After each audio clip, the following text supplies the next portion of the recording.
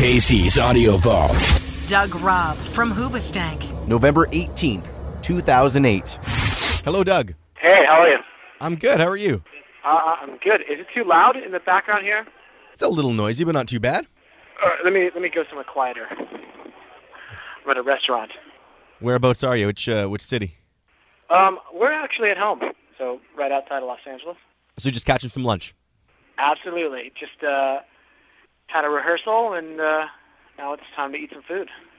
What's been going on with Hoobastank? I guess it's been a bit of a long journey for this new album that's coming out soon. Well, after touring for close to 7 years straight, not really taking any downtime, but the only downtime we ever had was just to write and record. We went into this doing this record kind of with the same mindset. We're just going to write and record this record and go back out.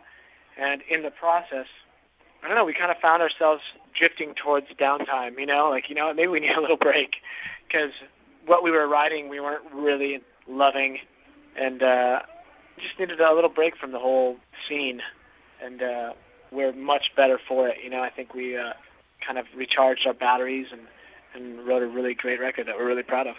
And did you end up keeping some of the stuff you were writing before, or did you leave, take off for a bit, and come back with a totally clean slate? You know what? There were a lot of songs that we thought we were going to keep. And they're like, yeah, there's a lot of songs we didn't like, and then a handful were like, yeah, these are great. These are keepers. And then as we kept writing, one by one, those keepers got put into the not keeping shelf, because we kept on writing stuff that we liked more and more. So actually, all the songs that we wrote originally, I don't think any of them made it. And what kind of trouble did you guys get up to when you were away from making music? The least troublesome band around, easily. Just a lot of motorcycle riding and relaxing, Oh, and I got married. And you got married. I was just going to ask. Yeah, that's kind of troublesome. That's a little bit troublesome. Any kids on the way, or is that not quite in the mind yet? No, it's not. It's not in the front. That's a back burner thing right now. Maybe in a few years, but when we're ready. When you felt that you needed to take a break, was it the other guys in the band? Was everyone like, okay, we have been together for so long. We started this in high school. I'm sick at looking your face. It's going to be like a year off, and then we'll be back. No, it wasn't actually like that, like a concrete vacation type. You know what? We're going to, we're not going to see each other for a long time. We still saw each other all the time, but it wasn't revolving around music. It was just kind of just being friends again for a little bit. What kind of motorbike do you have? I've got a Harley and a Suzuki. And is it like long trips or just afternoon jaunts? Well, we live really close to a lot of great canyon roads and stuff like that, so a lot of afternoon jaunts with a bunch of friends. And then actually last summer, Chris, the drummer, and I, we went to Europe. We went to Germany. Actually, my oldest brother is the vice president of BMW motorcycles.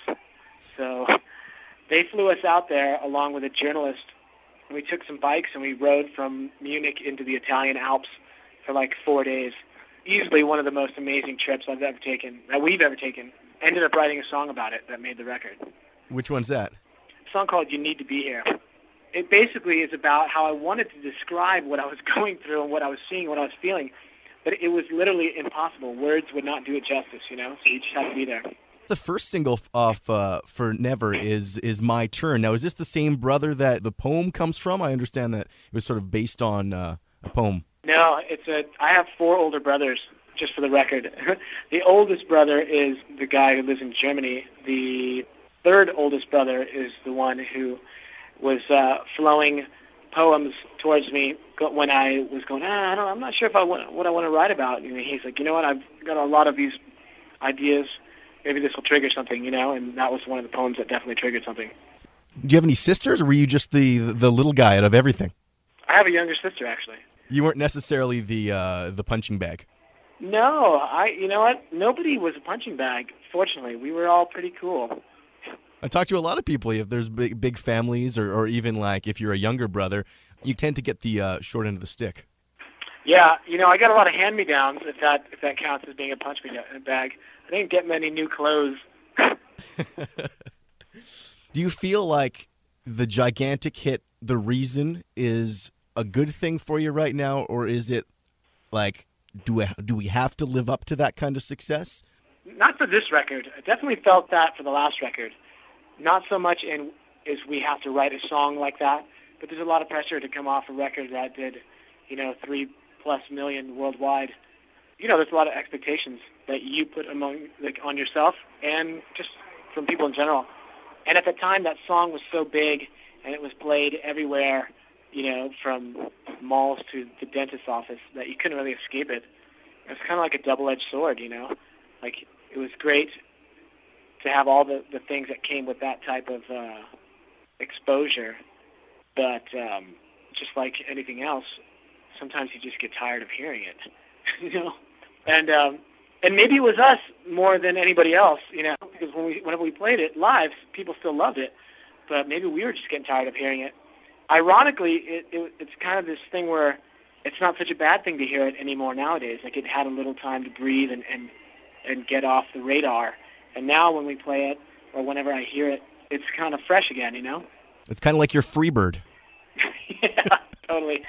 Did you get people shouting it at you at a concert? Yeah, absolutely. Another weird, positive, negative thing with that song is that, for a moment, God, there's a lot of kids in here. For the moment when that song was at its highest point of popularity, we were playing huge, huge venues. It was easy to get confused when you're out there going, are we this big or is the song this big? And then when that song kind of dies down, you realize, oh, okay, the song was that big. We weren't that big. But actually, I totally lost my train of thought here. That's okay. There's kids walking behind me and everything. I'm trying to find a quiet spot here. Were you just hiding in the bathroom, or were you just in the hallway? No, I'm hiding in the hallway. Yeah. Well, Doug, I appreciate getting you on the phone, and the new album is out January 27th? January 27th, brand new record. I don't know, man. We are really, really happy and excited, top to bottom. And I kind of feel like most bands would say the same thing, but we mean it. Doug from Hoobastank, thank you very much for being on the Rock Report. Thanks for having me. All the interviews you want on iTunes and at Power97.com. Casey's Audio Vault. Casey Norman is Power 97's music director and can be heard every weekday from 2 till 6 in Winnipeg, Manitoba, Canada. Power 97 is Winnipeg's best rock.